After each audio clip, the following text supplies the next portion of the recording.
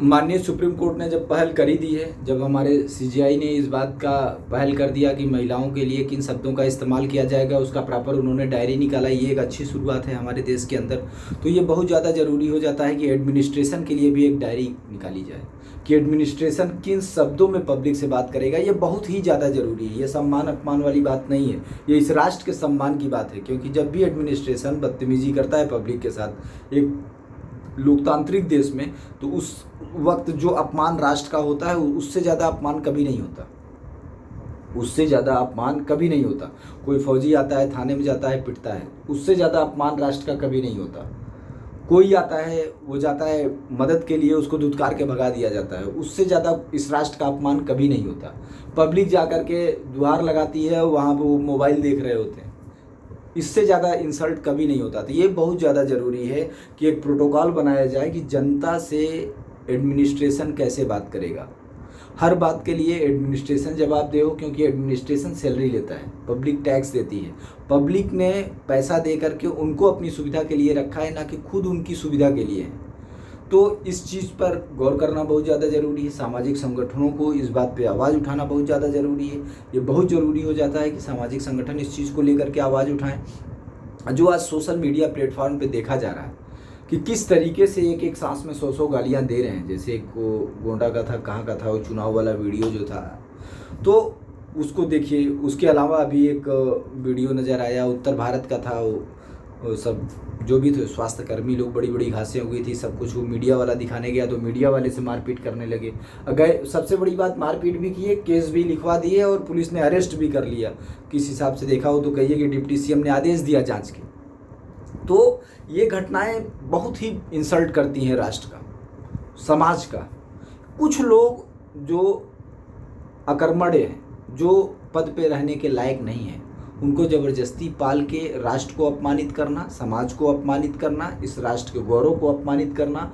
और सबसे ज़्यादा इंसल्ट होता है जो लोग इंटरनेशनल लेवल पे घूमते टहलते हैं, क्योंकि इंटरनेशनल स्तर पर ये सारी फुटेज जाती है, इंटरनेशनल स्तर पे ये सारी चीज़ें दिखती हैं। उनकी भी एजेंसीज होती हैं जो इस देश के अंदर सर्वे करती हैं, उसी बेस पर वो इस देश के नागरिकों के साथ ट्रीट करते हैं कि आदमी किस कैटेगरी का है, कैसा है। जिस समाज का जैसा इतिहास होता है उसको उसी तरीके से ट्रीट किया जाता है, जिस समाज का जैसा इतिहास होता है उसके साथ उसी तरीके से बाहर सलूक किया जाता है।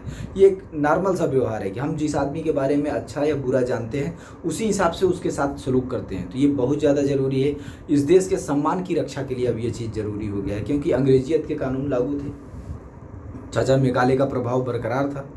अब चाचा मेकाले के प्रभाव के कारण जो भी उत्पाद चला इस राष्ट्र के अंदर वो चला, पर जब वो उत्पाद ख़त्म किया ही जा रहा है, जब अंग्रेजियत को ख़त्म किया जा रहा है, तो अंग्रेजियत के इस सिस्टम को भी ख़त्म कर दिया जाए और पब्लिक सेफ्टी बिल को लेकर के आया जाए। अगर पब्लिक सेफ्टी बिल को नहीं भी लाने की ज़रूरत है, अगर कोई ज़रूरी नहीं कि हर चीज़ के लिए एक नाम ही दिया जाए, प्रॉपर एक गाइडलाइन जारी कर दी जाए कि किन शब्दों में वो बात करेंगे। नहीं कर पाते हैं तो वो अपने लिए कोई दूसरा काम ढूंढ लेंगे। इस चीज़ को स्थापित करना बहुत ज़्यादा ज़रूरी है कि उनके अंदर एक मैनर आवे, उनके अंदर एक डिसिप्लिन आवे, जो भी है उस डिसिप्लिन का उनको पालन करना होगा। एडमिनिस्ट्रेशन अगर उस डिसिप्लिन का पालन नहीं करता है तो उनको एडमिनिस्ट्रेशन से बाहर कर दिया जाए, क्योंकि एडमिनिस्ट्रेशन एक चार्टर का नाम है, एक नियमावली का नाम है। जो आदमी उस चीज़ को फुलफिल नहीं करता वो वहाँ नहीं होना चाहिए।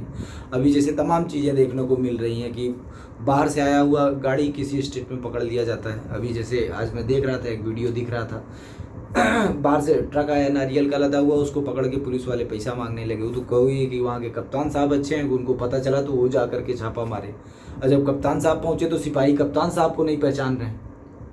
तो मतलब ये जो स्थिति आई है, इस स्थिति को समाप्त कर देने की ज़रूरत है। और वो समाप्त कैसे होगा? वो ऐसे ही समाप्त होगा। ऐसा लग रहा है कि जब तक सुप्रीम कोर्ट इस पर बराबर गाइडलाइन जारी नहीं करेगा, क्योंकि सुप्रीम कोर्ट के कहने के बाद भी कि 7 साल से कम सज़ा वालों को अरेस्ट नहीं करना है, धूम धड़क्का चल ही रहा था।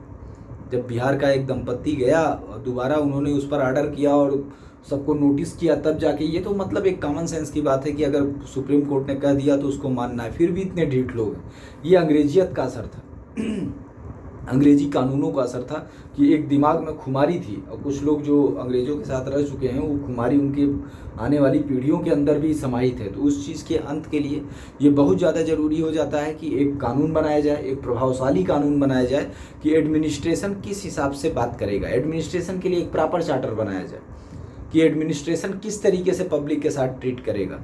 अगर वो नहीं कर पाता है तो वहीं से उनको विदा कर दिया जाए। अनडिसिप्लिन्ड बिहेवियर से बड़ा अपराध इम्प्लाई के लिए कुछ नहीं है। एक इम्प्लाई अगर अनडिसिप्लिन्ड है तो मतलब वो कभी भी सही काम नहीं कर सकता। वो व्यक्ति जो अनुशासित नहीं है वो कभी भी सही काम नहीं कर सकता, वो कोई भी हो। अनुशासन एक प्रवृत्ति का नाम है। जिस आदमी के व्यवहार में अनुशासन होता है उस आदमी के कार्य में अनुशासन होता है। अगर आदमी के व्यवहार में अनुशासन नहीं है मतलब उसके कार्य में भी अनुशासन नहीं है, मतलब वो सार्वजनिक क्षेत्र में काम करने के लायक नहीं है।